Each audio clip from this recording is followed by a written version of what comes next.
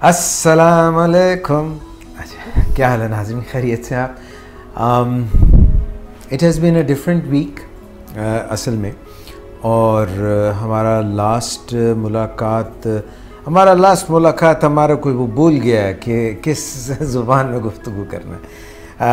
हमारी लास्ट मुलाकात जो है विलिंग वेज के फोरम से जो फ्राइडे को हुई थी, मगर मंडे को जो आपके लिए हम शो लेके आते हैं, it's all about walk your talk. और मुझे उम्मीद है कि आपका ये हफ़्ता अच्छा गुजरा होगा, और कुछ लोगों के लिए छुट्टियां थी, कुछ लोगों के लिए जो था वो ऐसा हफ़्ता था जिसमें हम एक जो है ऐसी शख्सियत के लिए गम का इजहार करते हैं, उसका गम ताज़ा करते हैं, और हम उससे बहुत से सबक सीखते हैं। तो life goes on, life moves on. बहुत से असबाक सीखने के बाद, बहुत से लेसन्स लेने के बाद हम जो है अपनी ज़िंदगी को बेहतर बनाते हैं, और कोशिश करते हैं कि हमारे इंटरेक्शन में जो गलतियां हैं, जो कमियां हैं, जो कोताहियां हैं, वो दूर हो जाएं, और जो अच्छी चीज़ें हैं उनको हम अपनी ज़िंदगी में शामिल कर सकें।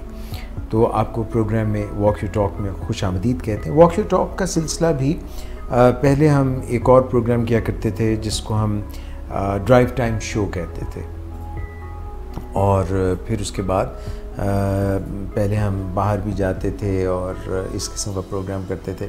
फिर वॉक योर टॉक के शुरू के सेगमेंट में हम उन लोगों का ज़िक्र करते थे जिन्होंने, अभी वो बहुत बड़ी सेलिब्रिटीज़ हैं, बहुत बड़े नाम हैं, मगर उन्होंने अपनी ज़िंदगी कहाँ से शुरू की, किन मुश्किलात से शुरू की, और बावजूद तमाम तर मुश्किलात के उन्होंने वो चोटी, वो पहाड़, वो मुश्किलात, वो हर्डल्स हल किए, उनको फलांगा, और फिर अपनी ज़िंदगी को ऐसी नहज पे लेके आए जहाँ पर वो आइकॉन्स बन गए। तो मिस हिरा शाहिद के साथ हम प्रोग्राम वॉक योर टॉक कर रहे हैं, और इस प्रोग्राम में अब हमने ये नया रंग दिया है कि जो गुज़श्ता हफ्ते प्रोग्राम्स हुए होते हैं उनमें से कुछ चंक्स, उनमें से कुछ क्लिप्स हम लेते हैं, और फिर साइकोलॉजिकल पॉइंट ऑफ व्यू से हम उनको डिस्कस करते हैं। मिस हिरा, आपको आज के प्रोग्राम में हम खुश आमदीद कहते हैं। अस्सलाम वालेकुम। वालेकुम अस्सलाम।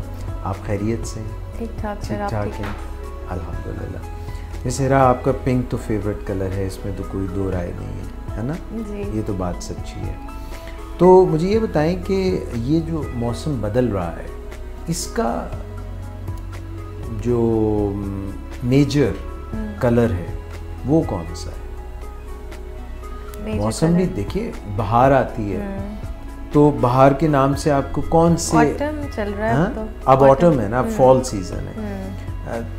सिनोनिमस होते हैं कुछ सीजन्स के साथ कलर्स भी, इवन जो लेडीज़ पहनती हैं कलर, जो विंटर आते हैं तो कुछ, अभी ये एक माह बाद जो है, ये जो आपने कपड़े पहने हुए हैं कॉटन के हैं अगर, तो शायद आप ये कहीं रख चुके हों, और अगर जो शहर है उसका मौसम भी डिपेंड करता है कहाँ ज़्यादा ठंड है, कहाँ।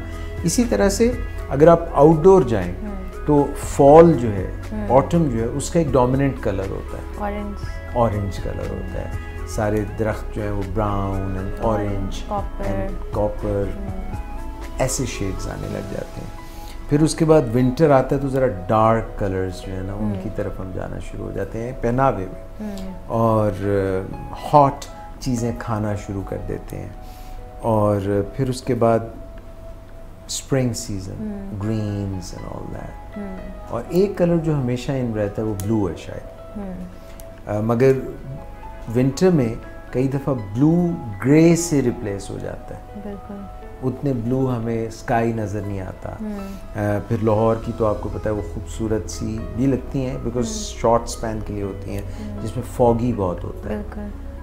सो seasons change, and seasons have various memories that they rekindle, and they have different influence on our brain. They do. Influence के मुताल्लिक़ कुछ बताइए। How can we influence people? How can we influence others for betterment? उसके लिए तो हमें influencer बनना पड़ेगा। How? Well that's a very क्या कहना चाहिए, difficult question at this point, but we can strive for it to bring change in others. We have to become influencers at some point, and if we deal with logic, और जिसे कहते हैं कि human beings जो हैं वो हमेशा ना लॉजिक पे और एविडेंस पे बहुत बिलीव करते हैं, because we all are may be paranoid in a way or two. अगर कोई टारगेट है जिसको हमने चेंज करना है या इन्फ्लुएंस करना है, तो हम उसके सारी एक क्या कहना चाहिए सब टोटल पर्सनैलिटी, ठीक, फिर अगले बंदे की थिंकिंग, फिर हमारी अपनी परसेप्शन अबाउट दैट पर्टिकुलर जो भी एरिया ऑफ चेंज है जो हम अगले में लाना चाह रहे हैं, व्हाट इज़ दैट, फिर वो सब कुछ अमेलगमेट करके तब हम किसी में चेंज एक पॉजिटिव ला सकते हैं. और फिर उसको बड़ा पीसफुली डील करना, जिसे क्या कहते हैं कि एक बड़े सीरीन वे में डील करना, कि कोई रिफ्ट ना पैदा हो और कोई ऐसा क्या कहना चाहिए, मतलब कि जिसे कहते हैं ना अक्सर बहस हो जाती है ऐसी सिचुएशंस में, उसको अवॉइड करना. तो उस सब के लिए बहुत सारे पहले एरियाज़ हैं जिनको स्टडी करना ज़रूरी है टू इम्प्लीमेंट चेंज या to influence the other person. मुझे ये बताइए कि आपने लॉजिक की बात की, एविडेंस की बात की. हम ह्यूमंस कैसे हैं, एक तरफ तो लॉजिक की बात करते हैं, एविडेंस की बात करते हैं, एनालिसिस की बात करते हैं, दूसरी तरफ we are also emotional beings. बिल्कुल. और इमोशंस जो हैं, अगर सपोज मैं आपसे दो कैपेसिटीज़ में ये सवाल करूँगा, एज ए साइकोलॉजिस्ट और एक एज ए ह्यूमन, कि अगर हमारी ज़िंदगियों से इमोशंस चले जाएं तो कैसी ज़िंदगियाँ होंगी? वो ऐसे ही होंगी ना जैसे कैनवस पे फिर सिर्फ it's blank, there is no colour on it. तो emotions are like colours, because अगर एक ही तरह का इमोशन हो किसी ह्यूमन की लाइफ में, फॉर इंस्टेंस हर वक्त हैप्पी मोड में भी कोई नहीं रह सकता, हर वक्त सैड मोड में भी कोई नहीं रह सकता. तो human beings are a mixture of emotions. और फिर हमारी एनाटमी में भी है कि we have our logical brain and our emotional brain, so we can not work on one, we can not work with one brain, we have to use both. But फिर वो वाली चीज़ है कि कुछ लोगों का IQ हाई होता है, उनका EQ लो होता है, एंड इट्स वाइस वर्सा.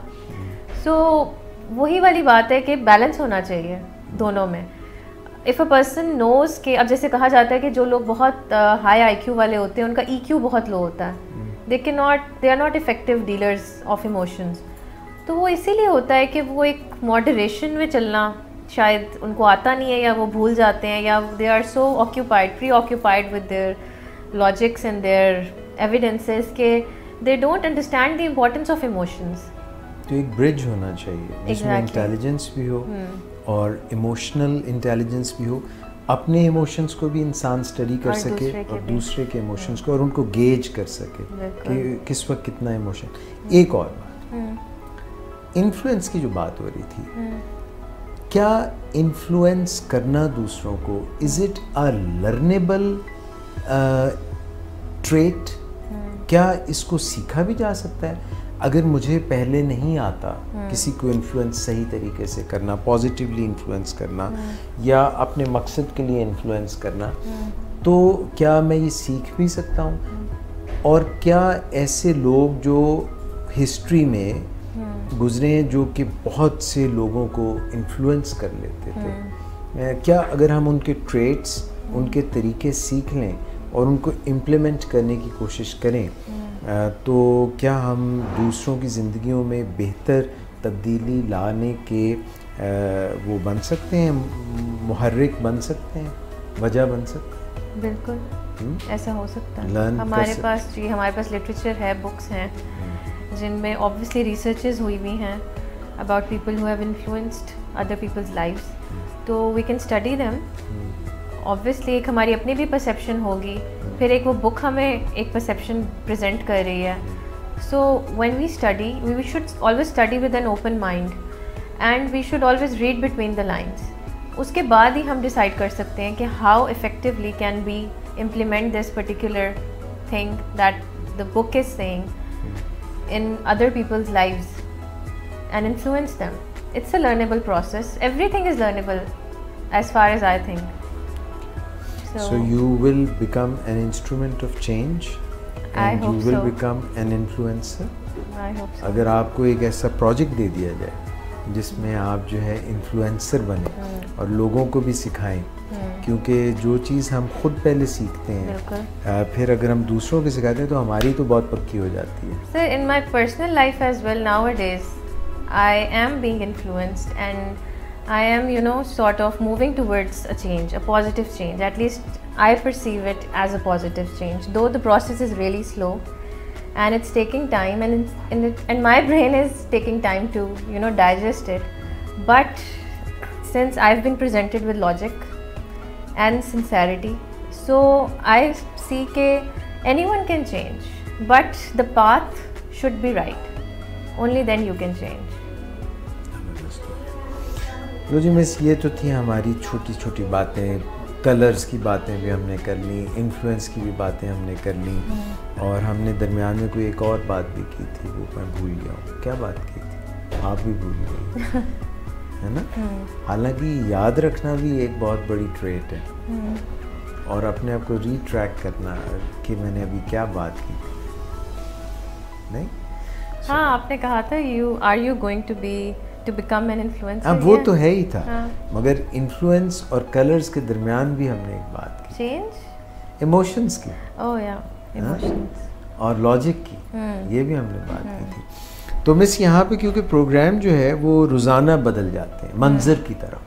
जिससे आप गाड़ी चला रहे हो और तो मंजर बदलते जाते हैं. अगर आप यहाँ से चलें लाहौर से इस्लामाबाद की तरफ तो पहले जो है वो आपको फील्ड्स नज़र आती हैं, हरियाली और खेत नज़र आते हैं. फिर जैसे जैसे आप पोठोहार के इलाके में जाते हैं तो वो जो है सॉल्ट माइन का एरिया जो है, फ़ोन आ रहा है, अच्छा इधर देते हैं, अभी फ़ोन भी लेते हैं. सॉल्ट माइन का एरिया आ जाता है, ख्योड़ा का वो एरिया आ जाता है, उसका अपना एक है. फिर आप इस्लामाबाद पहुंचते हैं, उससे आप एबटाबाद की तरफ चलें तो और कैनवस चेंज हो जाता है. फिर एबटाबाद से आप आगे जाएं नारान वगैरह की तरफ, तो वहाँ के और हैं कश्मीर की वादियों, तो ज़रा से मिलते जुलते हैं. तो इसी तरह हमारे यहाँ पे विलिंग वेज फेसबुक पेज पे भी रोज़ाना नया प्रोग्राम आता है. मंडे आता है तो मिस हिरा के साथ हम प्रोग्राम करते हैं. ट्यूसडे जो है उस पर तलहा खालिद आते हैं, मोहम्मद तलहा खालिद, और वो 5 बजे शाम को एक प्रोग्राम करते हैं एडिक्शन प्रिवेंशन पे. और वो हमेशा ये कहते हैं कि जो है परहेज़ इलाज से बेहतर है. यानी ऐसे काम में पड़ो ही ना, उस पिंड जाओ ही ना जिथे वसना ने. तो नाजरीन ये ज़रा एडिक्शन प्रिवेंशन का एक क्लिप देख लें और उसके बाद उस पे हमारी क्विप देख लें. अगर आप अवॉइडेंस पे चलते रहें तो फिर क्या होगा? आप एक ना एक दिन थक जाएंगे और आप दोबारा वो काम कर लेंगे. अगर आप होटल्स का सामना नहीं करते, रिलेटिव्स का सामना नहीं करते, तो हो सकता है बिरयानी ना खाएं. लेकिन कब तक? एक वक्त आएगा कि आप फिर थक जाएंगे और दोबारा से खाना पीना शुरू कर देंगे, सिगरेट पीना शुरू कर देंगे या नशा करना शुरू कर देंगे. लेकिन जो विलिंगनेस की अप्रोच है उसके मुताबिक ये है कि आपको जब भी क्रेविंग्स फील हों तो आप उनको महसूस करें, आप डीप डाउन उनको महसूस करें. और जब आप उनको महसूस करेंगे तो आपको ऐसे असरार और रमूज़ पता चलेंगे कि जिसके बारे में आपको पहले कभी नहीं पता था. आप हैरान होंगे कि वो क्रेविंग्स इतनी स्ट्रॉन्ग नहीं होती जितना हम उन्हें समझ रहे होते हैं. अच्छा जी नाज़रीन, तलहा खालिद जो बात कर रहे थे उसका मैं आपसे कुछ ज़िक्र करता चलूँ कि वो ये बात कर रहे थे कि बिरयानी ना खाएं. यकीन करें बिरयानी की बातें कर रहे थे. सैटरडे को बिरयानी पकती है यहाँ पे ना हमारे मेन्यू में, फेमस बिरयानी. आपको कौन सी बिरयानी पसंद है? सिंधी बिरयानी पसंद है आपको? सराइकी में भी होती है बिरयानी? हाँ, सेम होती है. उसमें कोई शेम नहीं होती है ना, वो चाहे आप. और बॉम्बे बिरयानी भी होती है. हैं आप बॉम्बे बिरयानी बड़े, किसके हाथ की बिरयानी आप बॉम्बे बिरयानी में पसंद करते हैं? अपने अम्मी के हाथ की, अभी तक ये खाते हैं बिरयानी.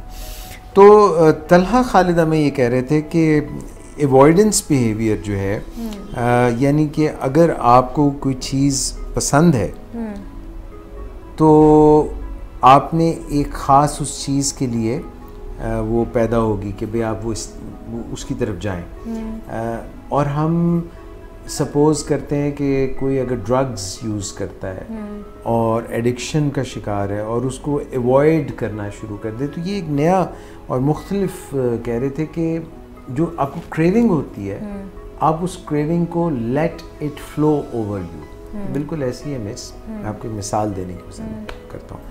आप किसी जगह पे गए हैं और वहाँ पे ना चॉकलेट फाउंटेन है, चॉकलेट का फाउंटेन बाकायदा उसमें से निकले, और आप कुछ बिस्किट या कोई कैंडी या कुछ लेके जाएं और उसके अंदर उसको ऐसे रखें और उसको यूं यूं करें, वो पूरी उसमें भीग जाती है। आप सपोज करें कि बड़ा सा चॉकलेट ऊपर से आ रही है, चॉकलेट फैक्ट्री है, और आप जाएं और सारा जो है ना चॉकलेट की गाड़ी, चॉकलेट के व्हील्स, क्या था ऊंचा से सुना दे, अच्छा बुरा नहीं आता। तो ये कह रहे हैं क्रेविंग्स को at times you if you will feel them, if you will let it take over you, you will be able to maybe they are not so strong. What do you have to say about it? Sir ये वैसे ही हो गया ना जिस तरह एक phenomena है mind over matter, कि आप बेशक उसको इमेजिन कर लें या अपने जहन में एक जिसे कहते हैं ना पिक्चर क्रिएट करना, अब ओवरकम तो आप उसको थ्रू इमेजिनेशन ही करेंगे ना, you don't have that substance physically present in front of you. तो क्रेविंग हो रही है, okay you can make a picture in your mind. अब वो पिक्चर बनाना और इमेजिनेशन करने का क्यों कहा गया, क्योंकि there is a limited period of time जिसमें वो क्रेविंग होगी and then it will vanish away. यानी फाइनली जितनी भी क्रेविंग्स हैं वो उनका एक टाइम होता है, उसके बाद वो चली जाती है, एक पर्टिकुलर टाइम होता है। अगर वो मुश्किल वक्त हम गुजार लें, बिल्कुल मुश्किल वक्त गुजार लें, अपने आप को वो है ना हमारे 4 Ds भी कि डिस्टेंस कर लें, डिस्टॉर्ट कर लें, ठीक है, तो उससे क्या होता है कि आप उस टाइम को किसी तरह गुजार लेते हैं। उसके बाद तो वो एक बात तो पक्की है कि आपको क्रेविंग नहीं होगी।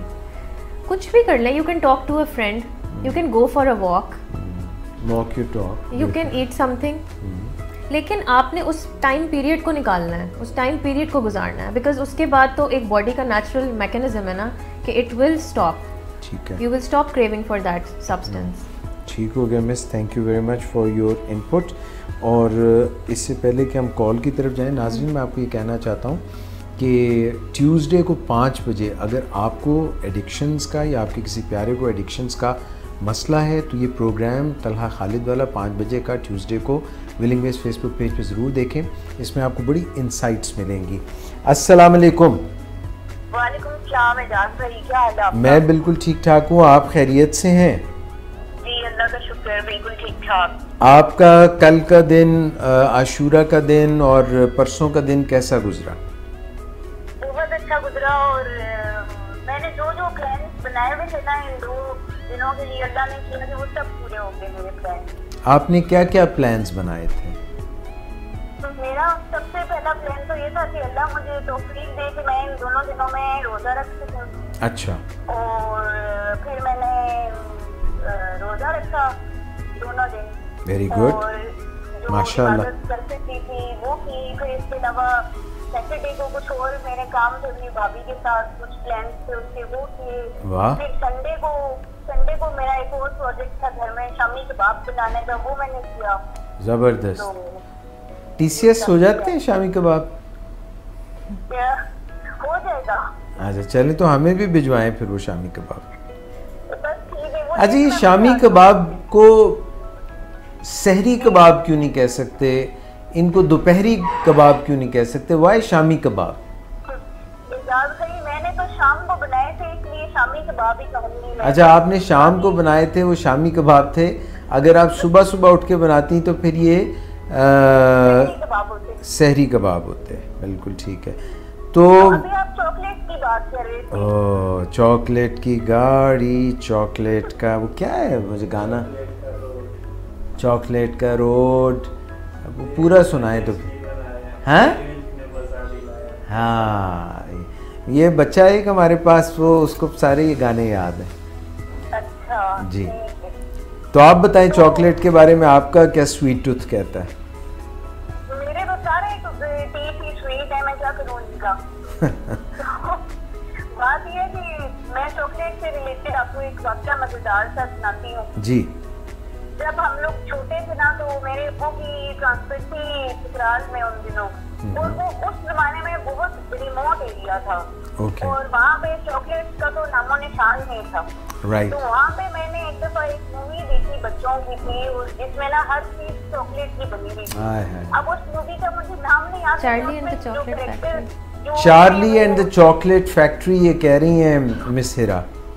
हो सकता है यही नाम होगा, मुझे अब याद नहीं। तो ठीक है। उसमें हर चीज चॉकलेट की बनी हुई, घर भी, दरख्त भी, हर चीज। तो जी। वो मूवी देख के मुझे इतनी क्रेविंग हुई ना, मैंने अब्बू को कहा कि मुझे कहीं से भी चॉकलेट जो है ना वो ला के दो। अब वहाँ तो चित्राल में मिलती नहीं थी। वो पूरे मार्केट में ढूंढ लिया, लेकिन हमें जब नहीं मिली ना, तो फिर मैंने पता है कैसे अपनी ये क्रेविंग सेटिस्फाई की थी। कैसे? ओवल्टीन खा के? मैंने नहीं दादी, मैंने ना ब्रेड का पीस लेके ना उसके ऊपर चीनी छिड़क के ना। किस चीज का पीस लेके? ब्रेड। अच्छा, ब्रेड का, ब्रेड का, ठीक है। और उसके ऊपर चीनी स्प्रिंकल करके ना, हाँ। और मैंने इमेजिनेशन में उसको चॉकलेट इमेजिन करके मैंने वो खाया। वाह। और एंजॉय किया। ज़बरदस्त, बड़ा ज़बरदस्त। आपने अगर वो आप चीनी को भून लेती ना, तो वो बन जाती, वो क्या कैरामल बन जाती। कैरामल बन जाती, लेकिन उस वक्त असल में इतनी मुझे हाँ, छोटी थी आप। कुकिंग का पता नहीं था। और फिर देखिए फौजियों के बच्चे किस तरह अपनी क्रेविंग। ज़बरदस्त, बड़ा ज़बरदस्त आपने फ़ौजियों के बच्चों का बताया कि वो फ़ौजी के बच्चे होते हैं, वो ब्रेड जो है वो उसके ऊपर चीनी लगा के, अच्छा उस पर आपने मक्खन या कोई क्रीम वगैरह लगाई थी? नहीं, बस उसके ऊपर से वो चीनी स्प्रिंकल करके तो मैंने खा लिया। ज़बरदस्त आइडिया।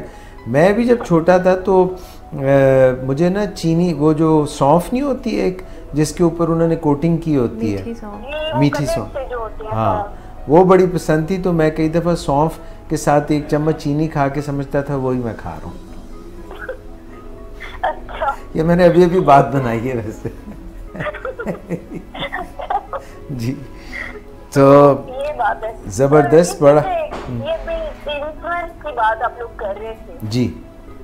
और इसके बारे में मैं ये कहना चाहूंगी कि इसकी सबसे बड़ी एग्जाम्पल तो आप लोग खुद हैं।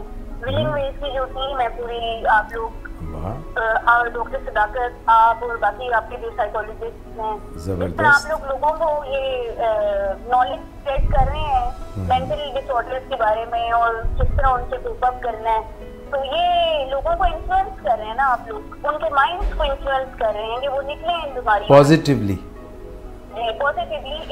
ये जो हमारे असल में सोसाइटी में जो एक प्रॉब्लम है ना कि लोग जो हैं वो किसी भी मेंटल हेल्थ प्रोफेशनल के पास जाने से ना हेजिटेट करते हैं। राइट। वो डरते हैं कि कहीं हम पे धब्बा ना लग जाए कि भाई कोई जो है ना ये तो पागल है। बिल्कुल, और इजाज़त नहीं है तो आम पब्लिक है इसकी तो बात आप सुने, जो एजुकेटेड इवन डॉक्टर्स हैं ना, वो भी मेरे ऑफिस में अगर कभी किसी ने कोई सेशन के लिए अपॉइंटमेंट लेनी है या कुछ, तो वो छुपा के, हाँ, बुरके में आते हैं, बंदे भी बुरका लिया हुआ आ रहे हैं, बाया सी। नहीं, वो लोग ये कहते हैं कि आप किसी को प्लीज बताइएगा नहीं कि हम आपके पास आए, हाँ, हम आपके डिपार्टमेंट में आए थे। किसी को ना कहना, किसी को ना दसना, ऐसे से आप, you are being very honest, I totally agree with you. ये हमें जो है बिल्कुल ऐसे समझना पड़ेगा हमारी सोसाइटी को कि जिस तरह जिस्म की बीमारी के लिए डॉक्टर के पास जाना पड़ता है, उसी तरह दिमाग भी जिस्म का हिस्सा है और उसका भी अगर कोई प्रॉब्लम है तो उसके लिए भी हमें जाना चाहिए, और जितना हम जल्दी जाएंगे उतना जल्दी हम रिकवरी में भी जाएंगे, वरना ये चीज़ें अगर लिंगर ऑन होती हैं तो ये हमारी पूरी बॉडी पे भी इसके असरअंदाज होता है, जैसे साइकोसोमैटिक उसको कहते हैं, और फिर हमारे रिलेशनशिप और रोज़मर्रा जो ज़िंदगी है उसमें भी उसके मसाइल होते हैं। बिल्कुल, और आप लोग विलिंग वेज के थ्रू जो है ना लोगों को ये अवेयरनेस दे रहे हैं, और पब्लिक में मेरे ख्याल में ये अवेयरनेस अब आती जा रही है, क्योंकि आपके शोज के दौरान और इसके बाद मुझे इनबॉक्स में इतने क्वेश्चंस आते हैं ना लोगों के, लो आने हमें चाहिए, आपको आ जाते हैं, उनको पता चल गया होगा कि ये भी यही साइकोलॉजिस्ट है, तो इसको इजाज़त भाई, मुझे बहुत सारे लोग समझते हैं कि मैं विलिंग वेज की टीम हूँ। हाँ भाई, हैं तो सही, आप एक्सटेंडेड टीम है, आप एक्सटेंडेड टीम है, हैं बिल्कुल। बिल्कुल सही है। तो मैं लोगों को आपकी तरफ प्रेफर करती रहती हूँ, जो मुझसे पूछते हैं उनको मैं विलिंग वेज की तरफ ही गाइड करती हूँ। थैंक यू वेरी मच, बहुत शुक्रिया फरी। Welcome. Once again, good to talk to you. बहुत अच्छा जा रहा है और हिरा आपका ड्रेस बहुत अच्छा लग रहा है आज। थैंक यू फरी। और प्रोग्राम में आपका बस अब एंजॉय करती हूँ अपना फरी जी इजाज़ भाई। मेरा ड्रेस कैसा है? आपका तो इजाज़ भाई ना पूछे, परफेक्ट है। Thank you so much. Combination जो है ना ये बेस्ट है। अच्छा, और ये कलर तो लगता है कि आपके लिए बना है। बस क्या बात है, आपका बहुत बहुत शुक्रिया, अल्लाह आपको खुश रखे। थैंक यू वेरी मच, जज़ाकल्लाह, थैंक यू, अल्लाह हाफिज़। मैंने सोचा कि आपकी तारीफ हो गई है, मेरी क्यों नहीं हुई? कह के भी तारीफ करा ली जाए तो कोई बुराई तो नहीं होती। ये भी इन्फ्लुएंस करना है ना? मतलब बाय भाई, हम भी चाह रहे थे कि हमारी भी कोई तारीफ करे। अच्छा, मैं अगला जो है हमारा एक और प्रोग्राम होता है और ये बड़ा अहम प्रोग्राम हमारा होता है, this is it takes a family, और इसमें मैडम उज़मा प्रेजेंट कर रही हैं। और मैडम उज़मा जो है she is an expert, miss Itrat Zahra है, प्रेजेंट कर रही हैं। तो ये ज़रा इसका एक क्लिप देखते हैं। नशा करना कोई और चीज़ है और नशे की बीमारी में मुब्तला होना ये कोई दूसरी चीज़ है।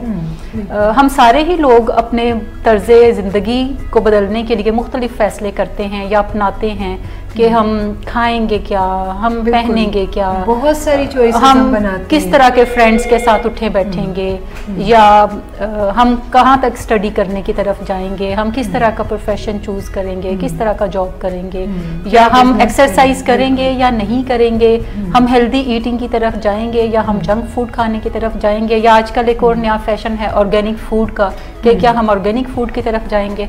और ये सारी ही जो फैसले हैं हम अपने तर्ज़े ज़िंदगी को बेहतर बनाने के लिए करते हैं। उन्हीं में से कोई एक फ़ैसला नशा करना भी हो सकता है। बिल्कुल सही। जिसका मतलब ये नहीं है कि नशा करना कोई हेल्दी फ़ैसला है, यकीनन ये एक ऐसा फ़ैसला है जो कि हमें आगे जाके मुख्तलिफ तकलीफ़ों में मुब्तला कर सकता है। लेकिन जब भी हम लोग फ़ैसले करते हैं तो हम उनके नताइज को देखते हुए फ़ैसले नहीं करते, बल्कि उन लज़्ज़तों को देखते हुए फ़ैसले करते हैं जो उस वक्त हमें मुयस्सर होती हैं या हो सकती हैं।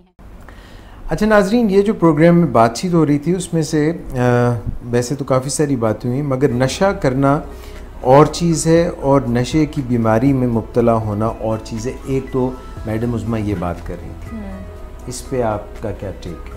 सर, नशा करना और चीज़ है और नशे की बीमारी और चीज़ है। इसमें बेसिकली वो डिफ्रेंशिएट कर रही हैं कि एक जो यूज़र होता है और फिर जो एक अब्यूज़र होता है।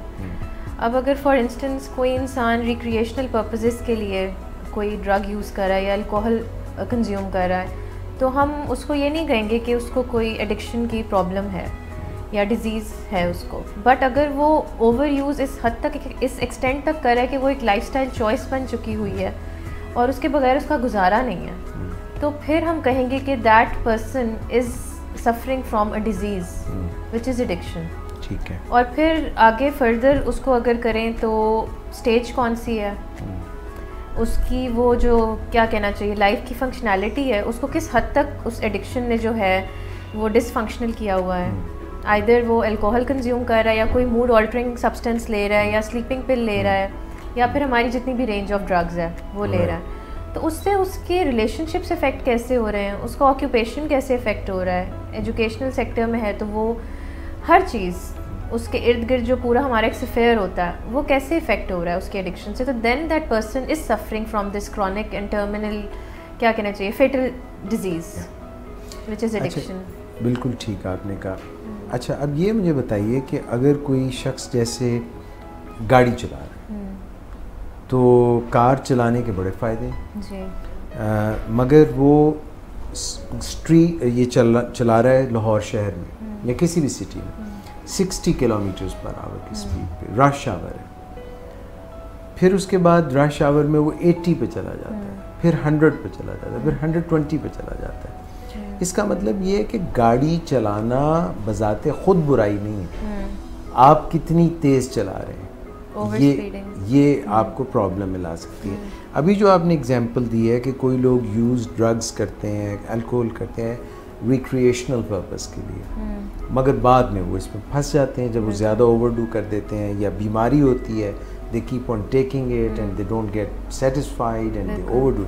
एक ये तरीका है। एक है कि कोई शख्स जो है वो आग से खेल रहा है और उसको जो है मज़ा आता है आग से खेलने, थ्रिल मिलती है। तो वो भी डिसऑर्डर है ना, मैं वही कह रहा हूँ ना, पायरोमेनिया जिसको आप कहते हैं। अच्छा, अब वो कहते हैं नहीं मुझे तो आता है, आई कैन हैंडल इट, मगर कुछ चीज़ें ऐसी होती हैं जैसे कुछ लोगों को नहीं स्काई स्क्रैपर्स पे चढ़ने का शौक होता, they can handle it, but if they fall तो काम तो ख़राब हो जाएगा। ये वही वाली बात है ना, लॉस ऑफ कंट्रोल डेवलप हो जाता है, मेटाबॉलिक एरर आ जाता है, तो फिर नहीं पता चल रहा होता कि the amount that we are consuming ये डिटेरियोरेट कर रहा है कुछ अंदर बॉडी के या कोई फ़ायदा दे रहा है। बिकॉज सेटिस्फैक्शन का जो लेवल है इंसान का, उसको अचीव करने के लिए इंसान किसी भी हद तक चला जाता है। जी। और ये जो ड्रग्स हैं या ये जो नॉन प्रिस्क्रिप्शन ड्रग्स हैं, बिल्कुल ठीक है, अगर तो प्रिस्क्रिप्शन ड्रग है, डॉक्टर ने कही है दी है, तो पता होना चाहिए डॉक्टर को भी और मरीज़ को भी कि कितने दिन के लिए दी है, इसको वीन ऑफ कैसे करना है, कैसे इसको छोड़ना है। ये नहीं है कि लिख के दे दी, मरीज़ इस्तेमाल किए जा रहा है और हुक्ड हो गया। दूसरी ये अल्कोहल है या जो और ऐसी ड्रग्स हैं,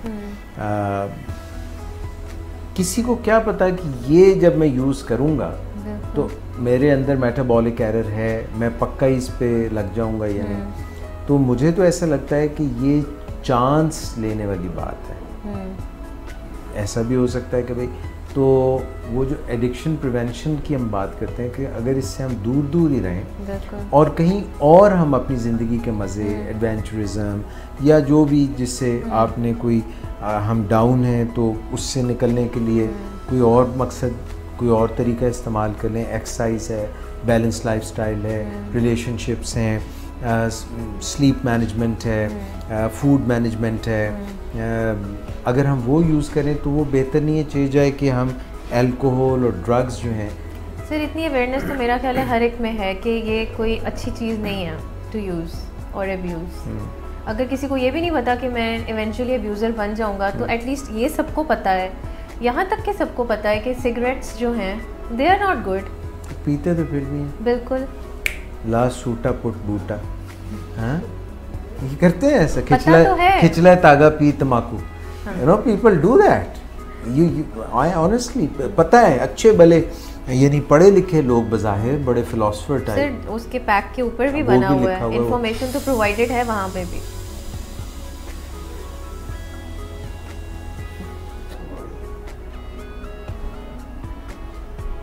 धुआं निकला हैं? धुआं नहीं निकला? निकला था, मैंने खुद देखा है यार, किसी ने नहीं देखा। अच्छा चलो नहीं, तो ये तो पता है सबको, मगर ये आपने देखा मैंने कितना लंबा ये, मुझे लगा सांस अटक ही ना जाए। ये नहीं अंदर तो जा रहे हो, बाहर आए ना, मगर देखें आ गया। इसका मतलब मैं गौता लगाऊं तो मोती सीप ला सकता हूँ उधर से, बॉटम से, है ना? माशाल्लाह।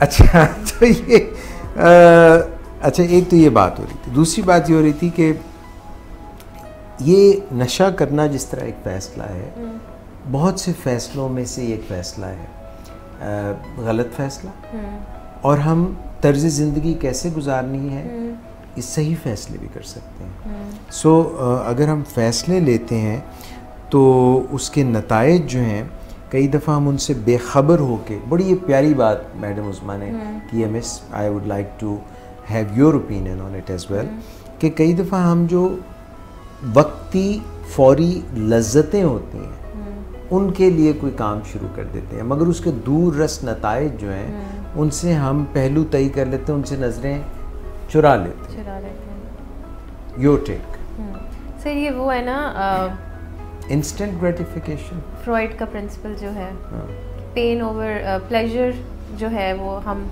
शॉर्ट टर्म ग्रेटिफिकेशन के लिए जो हमें उसमें से प्लेजर मिल रहा होता है, उसकी ग्रेटिफिकेशन के लिए हम लॉन्ग टर्म जो है ना पेन, उसको भूल जाते हैं फ्यूचर में जो होनी होती है, और वो होती है ये नहीं है कि हर सिचुएशन में होती है, but mostly it happens because कह लें कि हम being human beings we are flawed, we are not perfect. True. तो हो सकता है कि हम जो परसीव कर रहे हों कि फ्यूचर में this will happen this way, it might not. Fate का भी कुछ रोल होता है, राइट। ठीक है, कुछ वैसे भी हालात I believe every day they change जी। तो हमें जिसे कहते हैं ना एक फोर्स ही करने वाला एलिमेंट, अगर हमें पता है कि हमारे अंदर वैसे भी इतना नहीं है तो वी शुड बी अवेयर कि हम अपने हेयर एंड नाउ में क्या करें। बिल्कुल। डिसीजन मेकिंग में से मैडम मिस बहुत अच्छी बात है, जब हम बहुत डिसीजंस करते हैं और इस बात से घबरा के डर के डिसीजन ना लेना कि मुझसे गलती हो जाएगी, ये मेरा ख्याल गलत है। हमें डिसीजन करते रहना चाहिए और फिर उसको एनालाइज करते रहना चाहिए, किसी बड़े से भी बात। आई थिंक उसको एंड तक एनालाइज करते रहना चाहिए, एंड तक एक एफर्ट करते रहना चाहिए। ये नहीं कि उस वक्त डिसीजन ले लिया, बात का कह दिया, बात की बाद में देखी जाएगी। हर रोज़ उस डिसीजन पे वर्क करना पड़ता है, जो होगा देखा जाएगा। हाँ, ये एक गलत अप्रोच है। वो थे ना एक 7 habits of highly effective people, उसमें भी वो कहता है to begin with the end in mind. बिल्कुल। सोच समझ के कदम रखो और ये नहीं कि भाई बाद में जो है ना फिर वेले दी नमाज तक वेले दियाँ टकरा, फिर बाद में तो बंदा हाथ ही मसलता रह जाता है। मक्खी होती है ना, मक्खी, आपने कभी ऑब्जर्व किया वो हाथ मसल रही होती है मक्खी? हाँ, ये कॉमन हाउस फ्लाई। अच्छा। आप उसको कभी देखेंगे कर रही होती है, हाथ मसल रही होती है, कभी ऑब्जर्व किया ऐसे? इतनी सी तो होती है बेचारी, मगर उसको आप गौर से, मैंने एक फिल्म देखी थी, उसमें वो एक बंदा है, वो उसके हाथ में रिवॉल्वर होता है, वो ठाठा मक्खियाँ मार रहा होता है, गोलियाँ मार मार के। इसको कहते हैं ओवरकिल, यानी कि तोप से मक्खी मार रहा। कई लोग ऐसा करते हैं। अच्छा जी, तो ये आपने मिस बड़ी प्यारी बातें कर दी। I will really miss you.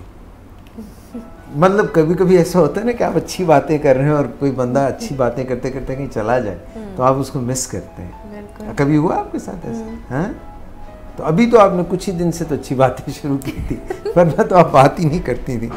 तो मुझे ऐसे लगा कि कहीं ऐसा ना हो कि आप कहीं चली जाएं, मगर ऐसे कई ये हम फोरसी भी कर लेते हैं कई दफ़ा, we can see into future things like that. तो ये एक था नॉस्ट्राडेमस, वो ख्वाब लोगों के इंटरप्रेट कर लेता था, फ्यूचर प्रेडिक्शंस कर देता था, बड़ा मशहूर आदमी था नॉस्ट्राडेमस, आप कभी पढ़िएगा उसके मुताबिक। अच्छा जी, ये जो मूड है आप इसके मुतालिक भी पेशीन गोई कर सकते हैं। पेशीन भी एक जगह है, योब भी एक जगह है, कोयटा भी एक जगह है। बलोचिस्तान में पेशीन, कोयटा, योब, सुल्तानी, ये सब जो हैं ये जगह हैं वहाँ पे। सुल्तानी जगह नहीं है, मतलब वहाँ के रहने वाले कुछ ऐसे लोग भी हो सकते हैं। सर अगले दिन हमने ना क्लास में मैंने पेशेंट्स की मेमोरी जॉग करने के लिए उनको name place animal thing for 10 minutes I thought की एक्टिविटी हो जाएगी, वो थोड़े रिफ्रेश हो जाएंगे। यकीन करिए मैंने ऐसी ऐसी सिटीज़ के नाम सुने हैं ना जो मैंने ज़िंदगी में नहीं कभी सुने थे। लोरालाई का नाम सुना? नहीं। टम्बकटू? हाँ वो सुना मैंने, टम्बकटू सुना। और दीना नहीं सुना? दीनानाथ चौहान, ऐसा नाम नहीं सुना आपने? चलिए, मूड मैनेजमेंट की अगर हम बात कर रहे हैं तो यहाँ पे नदीम नूर साहब और उनके साथ जो है आमना नवाज़, वो क्या कहते हैं मूड मैनेजमेंट के मुतालिक, पहले ये सुन लीजिए, देख लीजिए, जान लीजिए, परख लीजिए, जांच लीजिए, फिर उसके बाद हम पलट के आएंगे। देखिए, स्ट्रेस का जो बेसिक जो वर्ड है ये फिज़िक्स की टर्मिनोलॉजी से निकला है और दबाव आम अल्फाज में इसको अगर हम बात करें तो इसका मतलब होता है दबाव। साइकोलॉजी में अगर हम इसकी बात करें तो जहनी दबाव से मुराद होती है इसकी कि जो बहुत ज़्यादा किसी भी वजह से, हालात की वजह से, किसी सोच की वजह से, किसी शख्स की वजह से जब कोई बहुत ज़्यादा ज़हनी दबाव महसूस करता है, प्रेशर्ड महसूस करता है, तो एक नेचुरली हम एक कोपिंग की तरफ जाते हैं कि कैसे अब उसको कोप किया जाए, उस दबाव से कैसे निकला जाए। अब स्ट्रेस भी दो तरह की होती है, एक पॉजिटिव स्ट्रेस है जिसको यू स्ट्रेस कहते हैं और एक नेगेटिव स्ट्रेस होती है जिसको डी स्ट्रेस कहते हैं। आ जाइए नाजरीन, आ जाइए। अच्छा मुझे ये बताइए नाजरीन कि कभी आपको दबाव का सामना करना पड़ा, यानी कि मैं आपको बताता हूँ किस किस्म की मैं बात करूँ कि आपके सर में कोई दर्द हो रहा हो तो कोई ऐसे ऐसे मुट्ठियाँ भर रहा हो, दबा रहा हो, आपकी टांगों में दर्द हो रहा हो, तो कोई कभी किसी तरह का दबाव कभी दबाव का सामना हुआ आपको? हेडेक्स में हो जाता है दबाव। एक ज़हनी दबाव होता है, एक जो है वो हमारे ऊपर उसकी बॉडी पे इफ़ेक्ट आता है उसका। कभी आपको ये जो मसाज करते हैं, सर पे मसाज करते हैं, उससे कोई फ़ायदा लगता है आपको? होता है? टू बी ऑनेस्ट मुझे नहीं लगता हो। आपको नहीं लगता? अच्छा, एक कॉल आई है, ज़रा ले लें, देखें कॉल पे कौन है इस वक्त। अस्सलाम वालेकुम। अस्सलाम वालेकुम। अस्सलाम वालेकुम। वालेकुम अस्सलाम, कैसे हैं आप? स्टडी भाषा जोड़ थकड़ा। हाँ जी अल्हम्दुलिल्लाह सब ठीक ठाक। आप कैसे हैं हीरा? अस्सलाम वालेकुम हीरा। वालेकुम अस्सलाम। वो हीरा से बात बाद में करो भाई, पहले बात हमारे साथ आप करो। हमारे यहाँ से आपकी बात शुरू हुई, आपने एकदम ट्रैक चेंज करके हीरा की तरफ चले गए। हाँ जी मैं थोड़ा सा ना पख्तो पोए न पोए, पख्तो पोए न पोए, डोडा खोरे ओबूस के। हाँ जी खा लिया खाना। खाना खा लिया, बहुत अच्छा बात। क्या खाया आपने? क्या खाया आप? सालन और रोटी। सालन खाया, रोटी खाई, सैलड भी खाया आपने। अच्छा, आप किधर से बात करते हैं? आप पेशावर से बात करते? नहीं मैं लाहौर से बात करती हूँ। आप लाहौर से बात करते? जी जी। ਤੇ ਫਿਰ ਮੈਨੂੰ ਪਹਿਲੇ ਦੱਸਣਾ ਸੀ ਕਿ ਤੁਸੀਂ ਲਾਹੌਰੋਂ ਹੋ। ਮੈਨੂੰ ਤਾਂ ਨਹੀਂ ਪਤਾ, ਮੈਂ ਸਮਝਿਆ ਤੁਸੀਂ ਪਿਸ਼ੌਰੋਂ ਗੱਲ ਕਰ ਰਹੇ ਹੋ। अच्छा फिर आपको तो चाहिए है ना बात करने। हाँ जी, ਹੁਣ ਦੱਸੋ ਕਿ ਤੁਸੀਂ ਕੀ ਗੱਲ ਕਰਨੀ ਹੈ ਅੱਜ प्रोग्राम की गल करना चाहते हो? ताड़ी गल मैं करावा, मिस हिरा नाल गल करावा ताड़ी। हाँ जी, आप पहले लास्ट टाइम आपसे बात की थी, इससे कंफ्यूजन हो गई क्योंकि प्रोग्राम कुछ डिले था। अच्छा जी। और मैं परेशान हो गई कि बात होगी, आप नजर तो आ रहे थे। जब मैंने कॉल की तो कहाँ आपकी आवाज गायब हो गई। मैं तेनू एक गल दसना लाहौर दे मुतालिक। नई रीसा शहर लाहौर दियां, नई रीसा शहर लाहौर दियां, जिथे विगड़ियां नस्लां सौर दियां, जिथे बिगड़ियां नस्लां, जहाँ पे बिगड़ी हुई नस्लें संवर जाती हैं। हाँ जी। अच्छा, हुण तुसी गल करनी है मैं सिरा दे नाल? मैं कुछ कह रहा, तुसी कुछ, तुसी मैं सिरा नाल गल करनी है? करो फिर, हेलो करो गल। अस्सलाम वालेकुम। पंजाबी च करो जी गल, लाहौरों है ना। मैं ठीक हूँ, आप कैसी हैं? कौन बात कर रही हैं? अच्छा, हाँ जी हाँ जी, नहीं मैंने पहचान लिया कुछ कुछ। जल्दी नाल गल कर लो, मैं सिरा दी बैटरी डाउन होना ली। बात हो रही है जी बिल्कुल। तो सिरा वो ना आजाद हो रही है इस टाइम पे ना। जी जी। तो फिर इंशाल्लाह मैं बात कर लूँगी। वैसे जैसे कौन सी वैसे प्रधान का टाइम हो गया, प्रधान होने लग गई है। ठीक है ठीक है इंशाल्लाह। माशाल्लाह प्रोग्राम आप सबके बहुत अच्छे हैं, जबरदस्त है और उनका बेटी है और एमडी है, तो काफ़ी अच्छा लगता है सुन के। ठीक है, thank you for your feedback.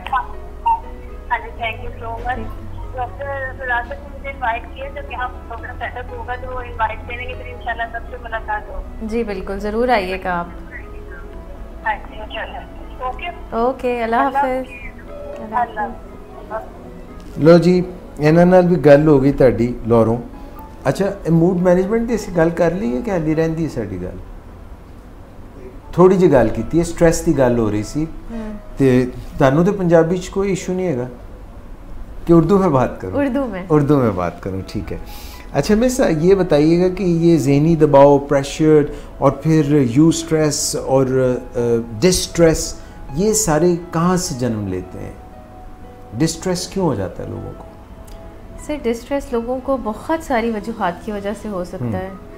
उनके जिसे कहते हैं कोपिंग स्टाइल्स में भी इतने अच्छे नहीं हैं कि कोई स्ट्रेसफुल सिचुएशन है उसको वो हैंडल किस तरह करते हैं, कैसे करें इन एन इफेक्टिव वे। हाँ। सर अब वो सिचुएशन पे डिपेंड करता है ना। अब अगर फॉर इंस्टेंस ये सिचुएशन है जो बहुत कॉमन हम सब फेस करते हैं कि सड़क पे जा रहे हैं लोग, ठीक है, गाड़ी लग गई, ठीक है, एक पार्टी उतरी, दूसरी पार्टी उतरी और आपको लाहौर का पता सीन है। जी बिल्कुल। ओए होए, अब आपको पता है वो एंड किस में होना है, फड्डा कहता फोन मिला, मैं अपना डीआईजी को बुलाऊंगा, मैं जो है ना मैं पॉलिटिशियन। अच्छा मजे की बात है जहां मर्जी एक्सीडेंट हो जाए या गाड़ी लग जाए, दोनों पार्टीज के कॉन्टेक्ट्स होते हैं। हाँ। और नहीं भी अगर होते तो आई थिंक वो एक आधे दोस्त को फोन करते हैं, की भी हो जाते हैं कई और वो अच्छा अब ये होता ये है कि जो वो दोनों उतरते हैं ना जब गाड़ी से बाहर, एक तो एक्सीडेंट हुआ, गाड़ी को तो झटका लगा ही लगा, उनको खुद को भी झटका लगा, दिमाग को लग जाता, दिमाग को झटका ये लगा, काउंटर को इंजरी हो जाती है, दिमाग को झटका ये लगा, हाउ डेयर ही। हाँ। और वो होता कौन है, उसकी औकात क्या है। अस्तगफिरुल्लाह। मतलब आप जब जंप ही उस कंक्लूजन पे कर रहे हैं कि अगले इंसान को अपने ह्यूमन बीइंग समझना ही नहीं है, तो इवेंचुअली आपके जो इमोशंस है सारे वो तो एंगर में हो गए ना, तब जानवर बन जाते हैं थोड़ी देर के लिए, उनकी शक्ल जो है ना वो अजीब सी हो जाती है, बिल्कुल फेशियल एक्सप्रेशंस चेंज हो जाते हैं गुस्से की हालत में जी। और दिमाग जो है अकल सल्ब हो जाती है, बिल्कुल उस वक्त बस ये पता होता है कि शैतान मैंने टेक ओवर कर ले। एग्जैक्टली और शैतान टेक ओवर करके ये कहता है कि बस अब इसको टेक ओवर करो, मारो या मर जाओ। बिल्कुल। अब अगर उस सिचुएशन में, और ऑब्वियसली स्ट्रेस भी होता है, आहिस्ता आहिस्ता जब इंसान अपनी कॉन्शियसनेस रिगेन, सर उस सिचुएशन हो जाता है, गाड़ी लग जाती है, बिल्कुल। जब सड़क पे जाएंगे तो लग भी सकती है, लगेगी। दूसरे की रिस्पेक्ट करें, दोनों पार्टीज एक दूसरे की और respect अगर ये करें। बात नहीं कर सकते इवैल्यूएट के गलती किसकी है, क्योंकि नहीं कर सकते, वहाँ पे कोई रेफरी तो नहीं खड़ा हुआ ना जिसने बताना है कि गलती किसकी है। पुलिस को बुलाएं, नहीं पुलिस को भी मत बुलाएं, तरीका तो सबसे पहले ये है कि आप ये देख लें किसका नुकसान ज़्यादा हुआ है, और आराम से बातचीत करके, अगर उनमें से किसी एक भी उस वक्त हाईली चार्ज्ड इमोशंस में है, स्टेट में, तो कम से कम जो दूसरा इंसान है अगर मुझसे आराम से बातचीत करेगा तो 100% मसला हल हो सकता है। ऐसा कोई इंसान दुनिया में नहीं है कि आप जिससे आराम से प्यार से बात करें वो आपकी बात ना सुने। Very true, very true. तो बस ये मिस बात है कि अगर हम अपने इमोशंस को और अपने स्ट्रेस को मैनेज करने का सीख लें और कोपिंग स्किल्स के ऊपर हम अपने काम करें, और लोगों के साथ जो है बग़ैर वो जो रवैये सख्त और तशद्दुद भरे और इस किस्म के करने के बजाय, तो सारे मुआशरे में तब्दीली आ सकती है। और यही ये प्रोग्राम है जो मूड मैनेजमेंट की हम बात करते हैं, और ये हर किस दिन आता है यार ये मूड मैनेजमेंट का प्रोग्राम? थर्सडे को, वेंसडे को आता है 5 बजे शाम। नाज़रीन देखना मत भूलिएगा, ज़रूर देखिएगा। और यहाँ से हम भाग के जा रहे हैं वेट मैटर्स में, और ये 3 बजे आता है जुमेरात को। और ये कोई मोटा हो, कोई पतला हो, कोई आड़ा हो, कोई तिरछा हो, ये तमाम लोगों के लिए प्रोग्राम है कि आप अपनी टमी टक करने के लिए, कई लोग जो हैं वो इतने मोटे हो जाते हैं, वो they want their tummy tucks, they want their liposuction. कोई कहता है कि जी मेरी थाइस के ऊपर ज़्यादा गोश्त आ गया है, कोई जो है ना वो कहता है मेरे बाजुओं पे ज़्यादा आ गया है, कोई जो है टमी के चक्कर में होता है, और वो सारे कॉस्मेटिक सर्जन्स को और प्लास्टिक सर्जन्स को ढूंढ रहे होते हैं। मगर मैं आपको बताऊं नाजरीन कि आप चाहे कैसी भी सर्जरी करा लें, आप बैरिएट्रिक सर्जरी करा लें। बैरिएट्रिक सर्जरी होती है जिसमें आप अपना जो मैदा है ना उसको आधा बंद करवा देते हैं। जब तक आप अपना ईटिंग स्टाइल और कैलोरीज को काउंट करना, आप क्या खा रहे हैं, किस तरह से खा रहे हैं, लाइफस्टाइल मॉडिफिकेशन नहीं करेंगे, माइंडफुल ईटिंग नहीं करेंगे, ये तमाम चीज़ें काउंटर प्रोडक्टिव हो जाएंगी। यानी आप एक काम करेंगे फिर ख़राब हो जाएगा। आइए ये प्रोग्राम का एक क्लिप देखते हैं हारून क्रिस्टी और आमना जावेद के साथ। जहाँ पे डायबिटीज़ का मसला आपकी विरासत में हो, और प्लस इसका मतलब है कि अगर आपकी बॉडी जो है वो इंसुलिन रेजिस्टेंट हो सकती है किसी टाइम पे चल के आगे, और आपकी फैट्स जो है बॉडी में ज़्यादा है, वजन ज़्यादा होने की वजह से चर्बी अगर ज़्यादा है, तो उसमें इंसुलिन का बहुत बड़ा रोल हमारे वेट में भी होता है। अगर आपकी बॉडी जो है इंसुलिन प्रोडक्शन सही नहीं कर रही, तो उससे भी आपका वजन जो है वो कम या ज़्यादा होने में काफ़ी ज़्यादा इसमें आपको रेजिस्टेंस शो करती है आपकी बॉडी। सो बाकी बहुत से लोगों को जो अगर वजन के मसले से दो चार हैं, अगर वजन बहुत ज़्यादा है या वजन बहुत कम है तो उनको भी रिकमेंड ये किया जाता है कि वो अपना HbA1c जो है वो हर 3 महीने के बाद HbA1c ज़रूर करवाएं, उससे उन्हें काफ़ी ज़्यादा हेल्प मिलेगी इन अ वे। जैसे कि अक्सर लोग हमसे सवाल पूछते हैं थायराइड का इशू अगर किसी का हो तो क्या किया जाए। सो पहले थायराइड का इशू जो है उसको डील करें। अपनी बॉडी में आपके जो सॉल्ट लेवल एक खास तौर पे रिक्वायर्ड है, आयोडीन लेवल, उसका मेंटेन होना ज़रूरी है। क्योंकि अगर किसी का वो मसला है हाइपोथायराइडिज्म का या जो है आयोडीन ज़्यादा है या कम है, और अगर ये मसला पहले ठीक नहीं होता तो आप जितना भी वज़न पे काम कर लें आपका वेट बॉडी जो है वो रेजिस्ट करती है वज़न कम करने को। नाज़रीन एक बार फिर से आपको खुशामदीद कहते हैं। बात ये हो रही थी कि डायबिटिक्स जो हैं टाइप 1 डायबिटिक्स जिनमें इंसुलिन की बहुत ज़्यादा कमी होती है, और टाइप 2 डायबिटिक्स जो हैं जिनमें पार्शियल इंसुलिन की कमी होती है, कई दफ़ा इंसुलिन की रेजिस्टेंस होती है, और कई दफ़ा ओबेसिटी जो है मोटापा, बहुत कोई मोटा हो तो उसको डायबिटीज़ हो जाती है। अगर वो अपना वज़न कम कर लें तो उनकी डायबिटीज़ गायब भी हो सकती है। फिर यहाँ पे ये भी इन्होंने बातें की हैं, थायराइड के मसले की भी बात की है, और थायराइड जो है अगर हाइपोथायराइडिज्म हो यानी कि T3 T4 कम स्क्रीट हो रहा हो, हमारे हार्मोन्स जो हैं हार्मोनल इम्बैलेंस हो, तो ये मसला हो सकता है, मोटापे का मसला हो सकता है। तो ये मुख्तलिफ जो फैक्टर्स हैं यानी कि बॉडी के फैक्टर्स जो हैं, फिज़िकल फैक्टर्स जो हैं, एक तो है ना लाइफस्टाइल के, और कई दफ़ा हमारे फिज़िकल ऐसी बॉडी के भी फैक्टर्स हो सकते हैं जिनकी वजह से कोई मोटा हो सकता है। तो हम डॉक्टर के पास जा सकते हैं, हम उनसे मशवरा कर सकते हैं कि ये जो हमारे मोटापे का क्या रीज़न है, की वजह है, उसमें हार्मोनल इम्बैलेंस है या फिर हमारा वैसे हम पेटू ज़्यादा है, खाना पीना ज़्यादा चल रहा है, तो ये वजह। सर अच्छा मेरा आपसे क्वेश्चन है, ये तो आपने चीज़ बताई कि T3 T4 अगर लो हो जाए तो हाइपो में वेट गेन होता है, तो सर अगर इसको ईटिंग हैबिट्स को अगर कंट्रोल किया जाए तो अब ये तो एक नेचुरली है ना मैकेनिज्म चल रहा है बॉडी में कि इम्बैलेंस की वजह से वेट गेन हो रहा है, तो अगर हम ईटिंग हैबिट्स को कंट्रोल करें तो इसको मैनेज कर सकते हैं या इट्स इम्पॉसिबल? नहीं, वो जब हार्मोन के मसले हैं तो आपका मेटाबॉलिज्म स्लो डाउन हो जाता है, इतना स्लो हो जाता है हाइपोथायराइडिज्म में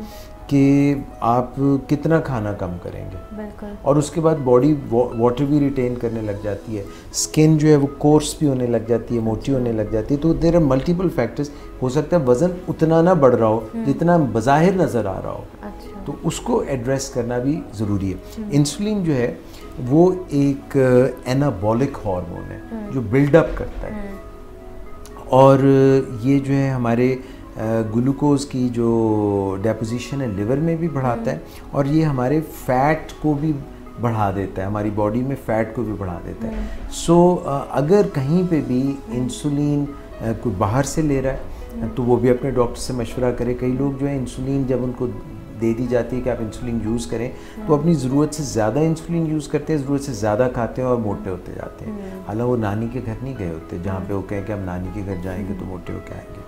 तो हमें बाहर सूरत जो मुख्तलिफ, अच्छा ख़वातीन में भी प्रॉब्लम्स आ जाती हैं जिसमें कि कोई ओवेरियन डिज़ीज़ हो या सिस्ट का नहीं, ओवेरियन मुख्तलिफ जो है हार्मोन का जहाँ पे भी इम्बैलेंस आएगा it has to be checked. और सर अगर दोनों कंबाइन हो जाए तो फिर तो बस सोने पे सुहागा हो जाता है, गड़बड़ हो जाती है। But the good news is that what ever the problem is, चाहे वो लाइफस्टाइल की प्रॉब्लम हो, चाहे वो कोई हार्मोनल इम्बैलेंस हो, फिज़िकल हो, एंडोजनस हो, that can be sorted out. The help is available but you have to go to the right person. You can listen to this program which is on every Thursday at 3 p.m. on Willing Ways Facebook page, and you can go to your doctor and they will certainly help you. Where there is a will, there is a way. शाबाश। और इसके अलावा जनाब एक programme Friday को होता है जो कि you asked for it with doctor Sadaqat Ali. इसमें हम क्या बात कर रहे हैं ज़रा ये देखते हैं। एडिक्शंस में भी पहले डॉक्टर्स की इज़्ज़त नहीं थी, आज से 100 साल पहले, 200 साल पहले, और गिला शिकवा बहुत ज़्यादा था। अभी 30-35 साल पहले भी कोई बहुत ज़्यादा इज़्ज़त नहीं थी क्योंकि नताइज उतने अच्छे नहीं आते थे, और अब जितने अच्छे नताइज आते हैं, इवन आउटडोर में बहुत अच्छे नताइज आते हैं। इब्तदा में इलाज किया जा सकता है और लोगों को बहुत अच्छे तरीके से शराब छोड़ना, नशा छोड़ना, सिगरेट छोड़ना सिखाया जा सकता है, ओवर ईटिंग से परहेज़ सिखाया जा सकता है, अपने वज़न को काबू रखना सिखाया जा सकता है, वर्कोहलिज्म वाले लोगों को एतदाल में लाया जा सकता है, यानी बेतदाली जहाँ भी हो उसको एतदाल में लाया जा सकता है। और इसके लिए इतने खूबसूरत अच्छे फार्मूले आ गए हैं कि किसी को बिला वजह सफ़र करने की ज़रूरत नहीं। लेकिन पुरानी गलत फहमियाँ प्रिवेल करती रहती हैं। अभी भी लोग समझते हैं कि नशई जो है ये नहीं सुधरते, ये नहीं बदलते। हालांकि लोगों की आंखों के सामने बदल रहे होते हैं, लेकिन जो लोग बदल जाते हैं, यानी जो लोग शराब छोड़ देते हैं, नशा छोड़ देते हैं, वो इतने बदल जाते हैं कि वो मंज़र से गायब ही हो जाते हैं और मंज़र पे वो रहते हैं जो नहीं बदलते। तो अभी हम बात कर रहे थे, डॉक्टर सदाकत अली हमें बता रहे थे कि यू आस्क्ड फॉर प्रोग्राम जो हर जुमे को आपके लिए हम विलिंग वेज फेसबुक पेज पे लेके आते हैं 5 से 6 बजे के दरमियान। और इसमें डॉक्टर सदाकत ये बात कर रहे थे मिस हिरा कि एक ज़माना था कि जो एडिक्शन ट्रीटमेंट डॉक्टर्स किया करते थे, लोग इतनी इज्जत नहीं करते थे और उसकी वजह ये थी कि मरीज़ों का कोई नतीजे बड़े अच्छे नहीं निकलते थे। वो रिलैप्स हो जाते थे बार बार, तो इतना ज़्यादा पसंद नहीं किया जाता था। फिर इसके अलावा स्ट्रीट्स पे आपको एडिक्ट्स बेचारे नज़र आते थे, तो वो डॉक्टर्स की भी उतनी इज्जत नहीं थी। मगर द टाइम्स हैव चेंज्ड और अब बहुत अच्छा इलाज जो है आ गया है for all those who are in addictions and you know this ray of hope and कि आउटडोर और इंडोर दोनों में बहुत अच्छा ट्रीटमेंट अवेलेबल है।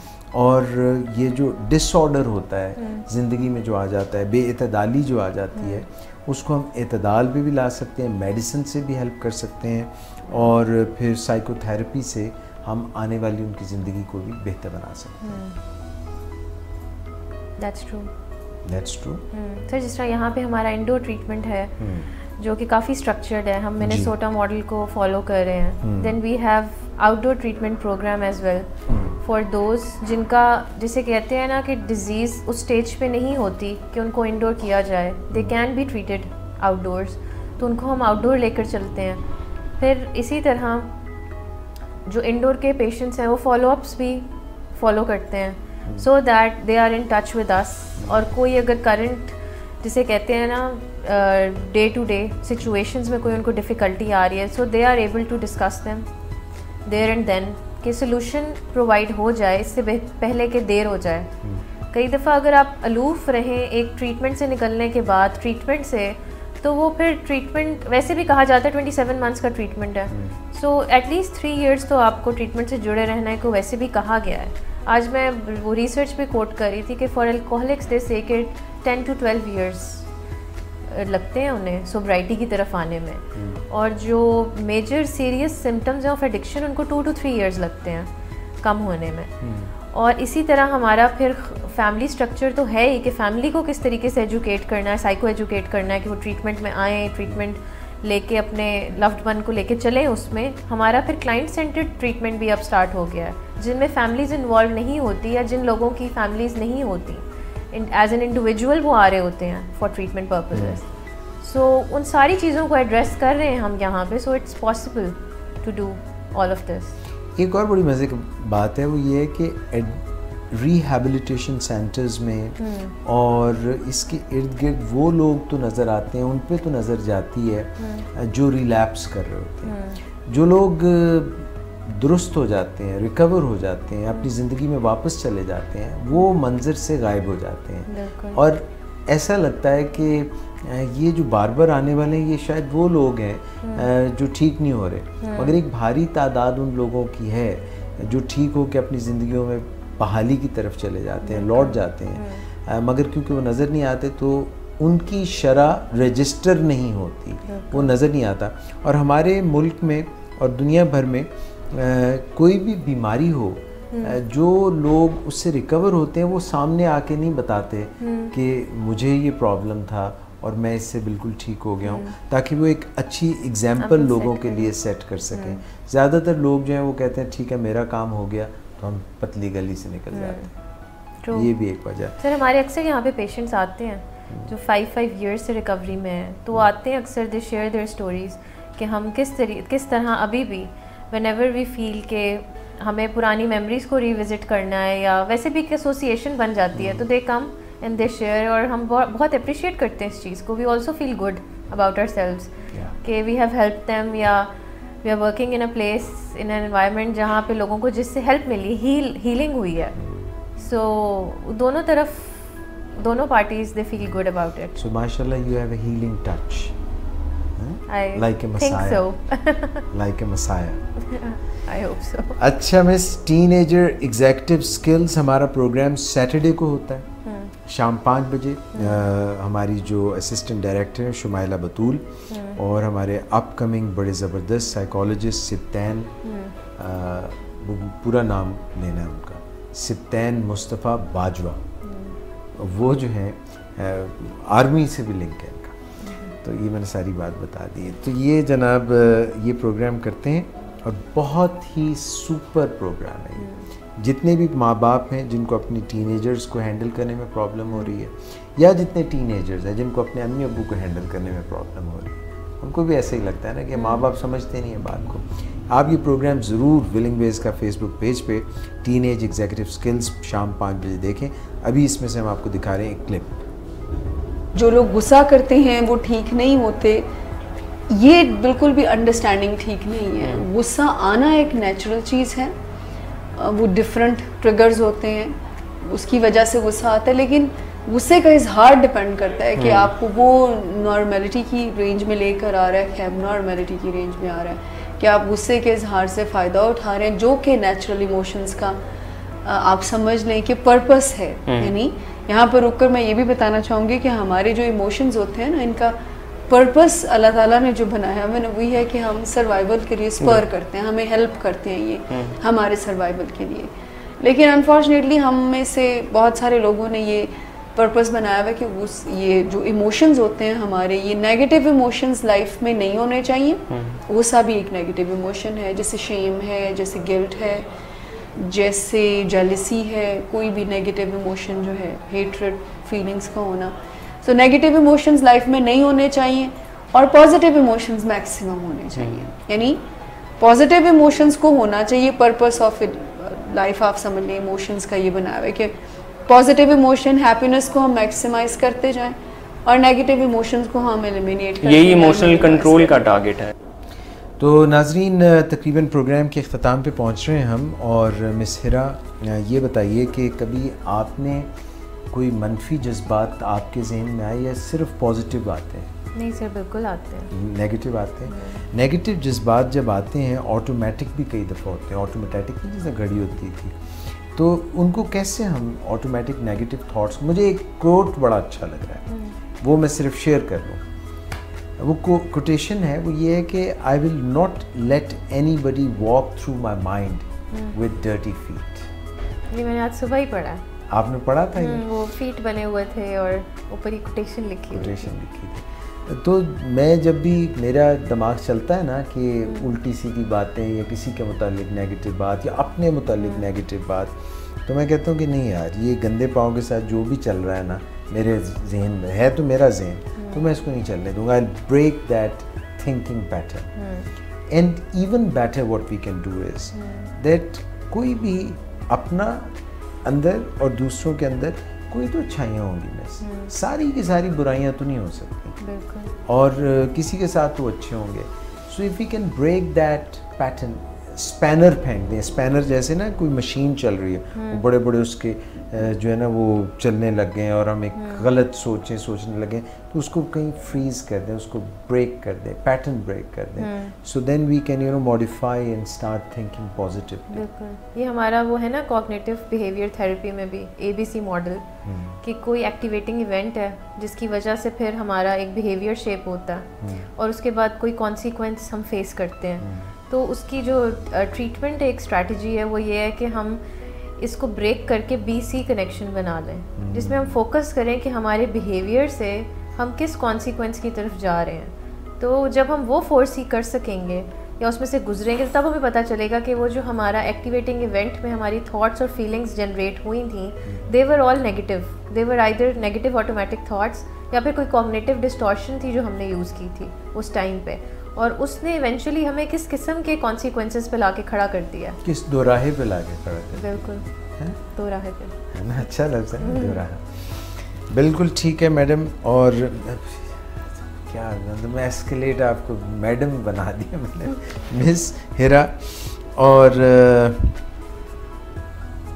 मुझे एक गाना याद आ गया फिल्म दोराह से, भूली हुई हूँ दास्तां गुजरा हुआ ख्याल हूँ, जिसको न तुम समझ सके ऐसा एक ख्याल हूँ। और अगर ये होता ना वेट मैटर्स के लिए तो मैं इसको थोड़ा चेंज करता, भूली हुई हूँ दास्तां बिगड़ा हुआ ख्याल। तो नाजरीन ये आज के लिए मेरा ख्याल है यहीं पे, और हम आपसे इजाज़त चाहेंगे इंशाल्लाह नेक्स्ट मंडे को तन तनहा या मिस हिरा के साथ हम आपकी खिदमत में दोबारा हाजिर होंगे। Till then take good care of yourself and have a great week. Thank you once again miss Hira, it was lovely doing this show with you. Thank you sir, same here. तो आपने बाय बाय कहना, अल्लाह हाफिज। That was the parting Allah हाफिज from miss Hira, और मेरी तरफ से भी अल्लाह हाफिज, take care, ciao, bye bye.